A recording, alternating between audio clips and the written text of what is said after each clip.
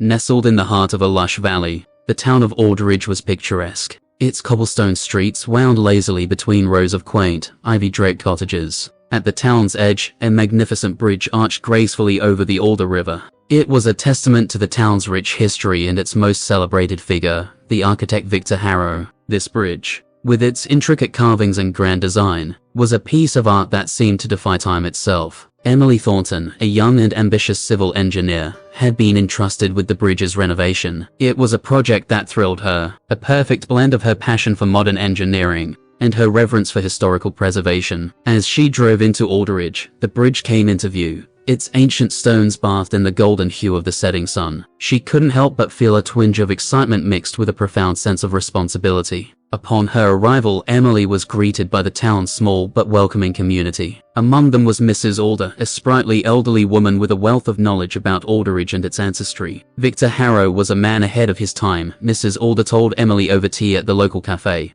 her eyes twinkling with a mixture of pride and mystery. But there's a shadow that lingers over his legacy. Some say it's cursed. Emily was intrigued by the tales of Harrow's brilliance and the subsequent rumors of a curse. It was said that Harrow was consumed by his work on the bridge, pouring his very soul into its creation. His sudden, unexplained death shortly after the bridge's completion had left the town with more questions than answers. The next day, as Emily conducted her initial inspection of the bridge, she couldn't shake off Mrs. Alder's stories. The bridge was indeed a marvel, each stone telling a story of an era long past, each carving a testament to Harrow's genius. Yet, beneath its beauty, there seemed to lurk a silent whisper, a hint of something untold, something that Emily was determined to uncover. As she examined the intricacies of the structure, her professional eye appreciated the genius in Harrow's design, but her heart sensed the bridge's deeper, more enigmatic character. It was as if the bridge, with its ancient stones and shadowed alcoves, beckoned her to peel back the layers of time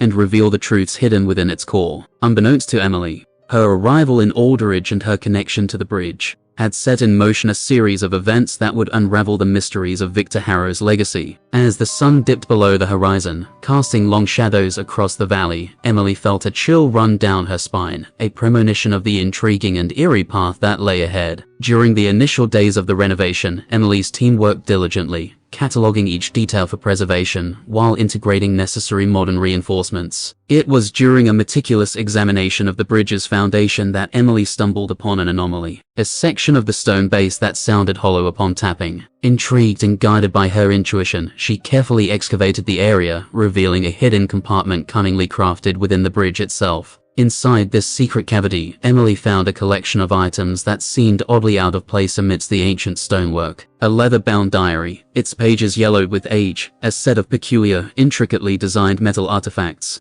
and a faded photograph of a man she presumed to be Victor Harrow, standing proudly before the newly completed bridge. The discovery sent a wave of excitement through Emily. It was a direct link to Harrow himself, a personal glimpse into the mind of the enigmatic architect. Eager to delve into Harrow's thoughts, Emily opened the diary. The entries started as one might expect, detailing technical aspects of the bridge's design and construction challenges. However, as she flipped through the pages, the tone shifted. Harrow's writings became increasingly erratic, filled with musings on legacy and eternity. Phrases like "to transcend time" and "a monument to endure the ages" were recurrent themes. But it was the final entries that sent a shiver down Emily's spine. Harrow spoke of a pact and a price to be paid for immortality. The words were cryptic, veiled in a mix of desperation and triumph. The discovery of Harrow's diary and the artifacts marked a turning point for Emily. What initially seemed like a straightforward renovation project was quickly becoming a journey into the unknown. The diary hinted at something far beyond architectural ambition, a dark secret that Harrow had taken to his grave. Concerned yet deeply fascinated, Emily decided to seek out Mrs. Alder. The historian had been a fountain of knowledge about the town's past, and Emily hoped she could shed light on the diary's cryptic messages and the mysterious artifacts. As she made her way to Mrs. Alder's home, the weight of her discovery heavy in her hands, Emily couldn't shake off the feeling that she was about to unearth a story that had been buried within the bridge's stones for over a century. The setting sun cast long shadows across the bridge, and for a moment Emily thought she saw a fleeting shape in the corner of her eye, a trick of the light or perhaps a whisper from the past, urging her to delve deeper into the mystery of Victor Harrow and the bridge that was his final masterpiece. With the diary and artifacts in tow, Emily sought the expertise of Mrs. Alder, who welcomed her with an eagerness that matched her own curiosity. Together, they pored over Harrow's diary, deciphering his increasingly cryptic entries against the backdrop of historical records and local lore. Mrs. Alder shared tales passed down through generations of strange occurrences and unexplained disappearances that seemed to peak annually, always in the weeks surrounding the anniversary of Harrow's death. As Emily's team progressed with the renovations, the bridge seemed to resist their efforts. Tools disappeared only to reappear in inexplicable places, and the workers reported hearing whispers carried on the wind, whispers that seemed to emanate from the very stones of the bridge. Shadows flitted at the edge of vision, causing an unease that settled heavily on the crew. Emily, though skeptical, couldn't ignore the mounting evidence that something unnatural was at play. Determined to find a rational explanation, Emily delved deeper into the diary, her mind racing to connect Harrow's obsession with legacy to the disturbances. It became increasingly clear that the architect had ventured beyond the bounds of conventional architecture and engineering, dabbling in esoteric practices to imbue the bridge with a part of his essence, a bid for immortality, that now seemed to haunt the structure. The climax of their research came when Emily and Mrs. Alder uncovered a series of hidden symbols within the diary, which corresponded to markings on the artifacts. These symbols, they learned, were part of an arcane ritual, one that Harrow had designed to bind a spiritual presence to the bridge, ensuring his legacy would not only survive, but reign over the valley for centuries. Armed with this knowledge, Emily faced a critical decision. The bridge, Harrow's masterpiece, was a marvel of engineering and history, but it was also a vessel for something far more sinister. To continue the renovation would mean confronting the entity Harrow had summoned and bound to the bridge. The task was daunting, but Emily felt a responsibility not just to the physical structure, but to the town and the souls that Harrow had ensnared in his quest for eternal remembrance. The decision was made. Emily would undertake a ritual of her own, using Harrow's artifacts to confront the entity, to sever the ties that bound it to the bridge, and to release the spirits caught in its grasp. It was a plan fraught with risk, but Emily was resolute. The bridge had stood as a testament to human ingenuity and spirit. It was time to restore its legacy, to free it from the shadows of Harrow's curse. As the day of the confrontation approached, the air around the bridge grew heavy, charged with an anticipation that was almost palpable. Emily prepared meticulously, poring over the diary and the symbols, practicing the ritual until the movements were second nature. The town, unaware of the true nature of the disturbances, watched with bated breath as the young engineer set out to face the unknown, to challenge the legacy of Victor Harrow and the entity that lurked within the stones of the bridge. On the eve of the anniversary of Victor Harrow's mysterious demise, the bridge seemed to pulse with an unseen energy, as if the very stones were bracing for the impending confrontation. The night was unnaturally still, the usual chorus of nocturnal creatures silenced, and the river below flowed quietly, as though wary of the events about to unfold. Armed with the knowledge gleaned from Harrow's diary and the arcane artifacts, Emily approached the bridge, her resolve firm, despite the palpable dread that hung in the air. Mrs. Alder, though concerned, offered a final word of encouragement, a reminder of the countless lives that might find peace, should Emily succeed. As the clock struck midnight, marking the exact moment of Harrow's passing a century ago, Emily initiated the ritual. She positioned the artifacts at specific points along the bridge, each corresponding to the cryptic symbols found in the diary. Whispering the incantations Harrow had penned, a chill wind began to swirl around her, lifting the heavy fog that clung to the riverbanks. The atmosphere thickened, the air charged with an electric anticipation. Then, amidst the growing whirlwind, a form began to coalesce at the center of the bridge, a manifestation of the entity bound by Harrow's curse. It was an amorphous shadow, its edges flickering like the flames of a candle caught in a draught, its presence an oppressive weight that sought to crush Emily's spirit. Emily pressed on, her voice steady as she recited the incantations. The entity, sensing its domain challenged, lashed out, its form expanding and contracting unpredictably. The bridge groaned under the strain, ancient stones grinding against each other, as if the structure itself was in torment. The confrontation reached its zenith when the entity, in a desperate bid to maintain its hold, unleashed a torrent of spectral energy towards Emily. She stood her ground, channeling the energy through Harrow's artifacts, which glowed with a fierce, otherworldly light. The symbols on the bridge responded in kind, lighting up in a dazzling display of ancient power. In that moment, Emily felt a connection to the countless souls ensnared by the curse, their whispers coalescing into a unified cry for release. Harnessing this collective longing for freedom, she directed the energy back at the entity, her voice rising above the storm, a clear, commanding beacon in the chaos.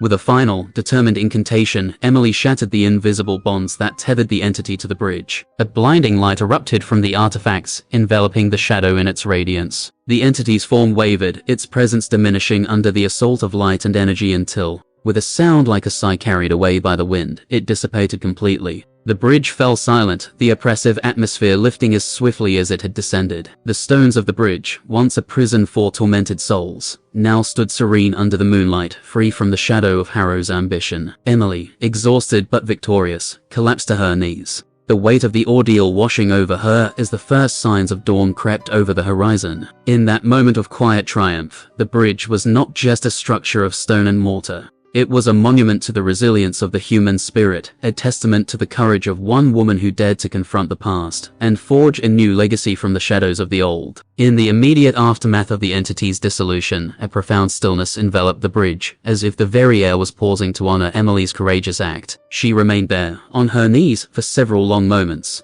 The first light of dawn, casting a gentle glow over the scene of her incredible confrontation. As the sun's rays began to illuminate the bridge, the eerie sensations and ominous shadows that had plagued the site were nowhere to be found. In their place was a sense of peace, a tranquility that seemed to breathe new life into the old stones. Mrs. Alder was the first to approach, her steps hesitant as she navigated the bridge that had been the center of so many tales of dread. Finding Emily, she offered a hand, helping her to stand. The relief and gratitude in Mrs. Alder's eyes spoke volumes, mirroring the sentiments of the entire town, which would soon learn of the night's events. In the days that followed, Emily's team resumed their work on the bridge. But the atmosphere had shifted palpably. The workers spoke of a lighter air, a certain ease that had replaced the previous tension. Tools stayed where they were left, the whispers were gone, and the shadows kept to their natural places, shifting only with the movement of the sun. Emily, for her part, was changed. The skepticism that had once defined her worldview had been shaken by her experience, replaced with a newfound respect for the mysteries that lay beyond the reach of science and reason. She found herself more attuned to the stories embedded in the structures she worked on, more aware of the delicate balance between progress and preservation.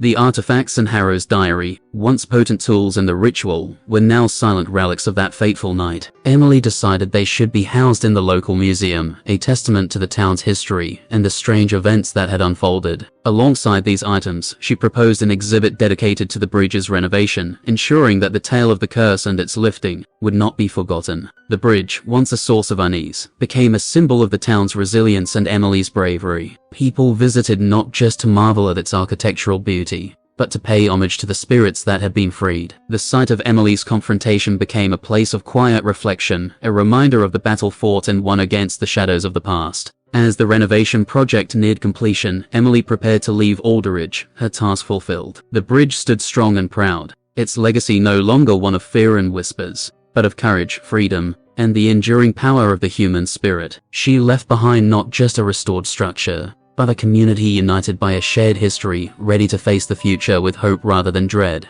As Emily Thornton packed her belongings, the sun setting behind the now tranquil silhouette of the bridge, she took a moment to reflect on her journey in Aldridge. The bridge that had once been a mere project in her career had become a pivotal chapter in her life, teaching her lessons no textbook or classroom ever could. The town of Aldridge, initially just a backdrop for her work, had woven itself into the fabric of her story. The townsfolk, who had once eyed the renovation with a mix of hope and hidden fear, now approached the bridge with reverence and a sense of pride. The whispers of Victor Harrow's curse had been replaced with tales of Emily's bravery, and the peaceful resolution that followed. Before her departure, Emily visited the bridge one last time, not as an engineer, but as a person forever changed by its history. She walked its length, each step a reminder of the night she had faced down the darkness harbored in its stones. At the center, where the confrontation had reached its climax, she paused, feeling a deep connection to the countless souls whose whispers had guided her. The town held a small ceremony to commemorate the completion of the renovation. Mrs. Alder spoke of Emily's courage, and the mayor thanked her for not only preserving the town's heritage,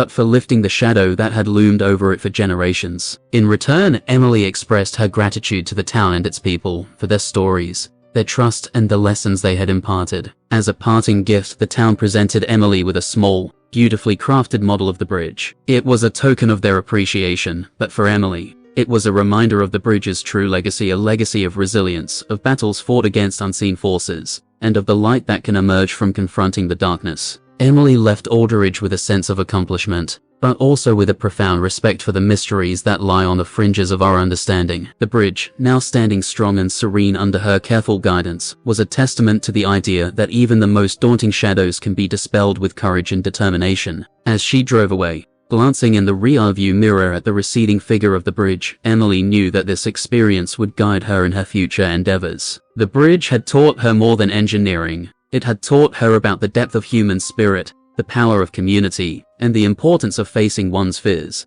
no matter how insurmountable they may seem. And so, the bridge's legacy endured, not just as a marvel of architecture or a monument to Victor Harrow's ambition, but as a beacon of hope and courage, a reminder that even the deepest darkness can be overcome with light. In the heart of Aldridge, the bridge stood not just as a connection from one side of the river to the other, but as a link between the past and the future, a symbol of the enduring power of the human spirit to face the unknown.